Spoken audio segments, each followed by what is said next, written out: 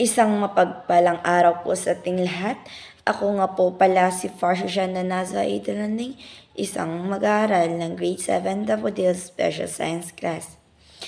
Ang tatalakayin po natin ngayon ay patungkol po sa Pamantayang Pandaigdig, Sustainable Development Goals or SDG. Bago nga po pala tayo magsimula, alamin po natin kung kailan nga ba ito nagsimula at kailan ito dapat matapos. At sino-sino ang mga involved na gumawa nito? At para saan nga ba ito? Ang SDG po ay nagsimula pa noong 2015 hanggang 2030. Ang SDG po ay para po sa buong bansa. Bakit nga ba nagkaroon ng SDG? Ang SDG po ay para po sa ikakaunlad ng mundo. Hindi lang po sa isang bansa, hindi lang sa dalawa, hindi lang sa tatlo, kung hindi po sa buong mundo. Meron nga po palang 17 goals ang SDG. Ang una po ay No Poverty. Ang No Poverty po ay walang kahirapan sa Tagalog. Sa madaling salita, ang No Poverty po ay walang kahirapan na mararanasan ang bansa.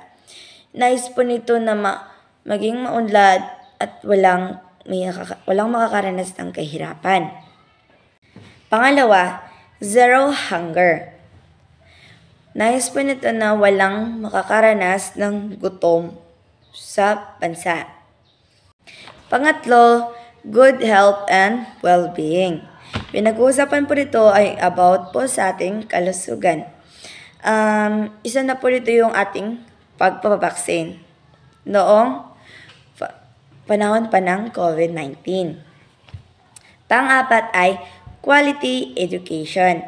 Nais din po nito yung mapaunlad po yung pag-aaral ng mga bawat estudyante at makapag-aral po ang lahat ng bata. Panglima, gender equality. So, papasok na po dito yung hindi lang po ang lalaki ang makakagawa or hindi lang po ang babae ang makakagawa. Pantay-pantay po ang lahat. Hindi porket babae ka, lalaki ka, hindi mo na magagawa ito. So, lahat po ito ay nagagawa or tingin po natin sa ating sarili, lahat tayo ay pantay-pantay, lalaki man or babae. Pang-anim, clean water and sanitation. Ito naman po ay yung malinis na tubig na ating maiinom or nagagamit. Pangwalo, affordable and clean energy. Pinag-usapan naman po dito yung ating kuryente or yung paleko, yung ginagamit natin sa pag-charge or ginagamit natin na supply ng kuryente. Pang-walo ay decent work and economic growth. So, napapalo naman po dito yung pagtatrabaho, sapat na trabaho or may nakukuha tayong trabaho at nasusustensahan yung ating pamilya. So, pang-siyam ay industry, innovation, and infrastructure. Pinag-uusapan naman po dito ang pag-unlad ng teknolohiya at machine. Pang-sampo, reduce inequalities. So, dito po yung napapalo yung pantay-pantay po tayo sa buong bansa. Nais po natin na yung iba't ibang bansa ay pantay-pantay. Hindi rin po bumababa. So, nais po tayong pantay-pantay po tayong lahat. Pang-11, sustainable cities and communities. Pang-12, responsible consumption and production. So, pinag-usapan po dito yung about po sa pagpuputol ng puno, yung mga pinagbabawal. So, pang-13, climate action.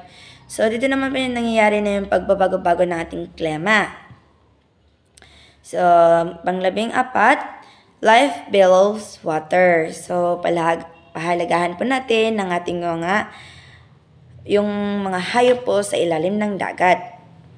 Pang-15, kung merong life below waters, meron din pong life on land. Ito naman po yung mga yung mga may buhay po sa lupa. Kaya po ating itong pahalagahan at alagaan. Pang-16, peace, justice, and strong institution. Ito po yung kapayapaan at hustisya. At panghuli naman ay partnership for the goal. So, ito yung about po yung sa ating mga kinakasama sa buhay. Hindi po yung ibig sabihin na magjo-jowa na po kayo or mag-aasawa. Hindi po yun. Ito po ay pinag-usapan about po sa future ninyong makakasama. Hindi po lahat ay magandang kinakasama, yung hindi kayo sasaktan. Ganun, hindi po yung saktan na as in saktan. Yung magandang kakasama mo lang po, yung good para sa'yo, good influensya, ganun. Basta, ayan ay kasama po sa life.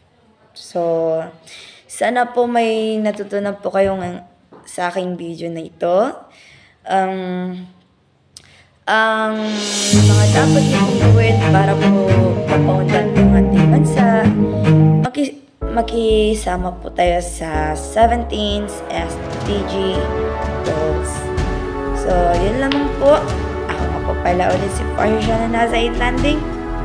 Grade 7. Special Science class.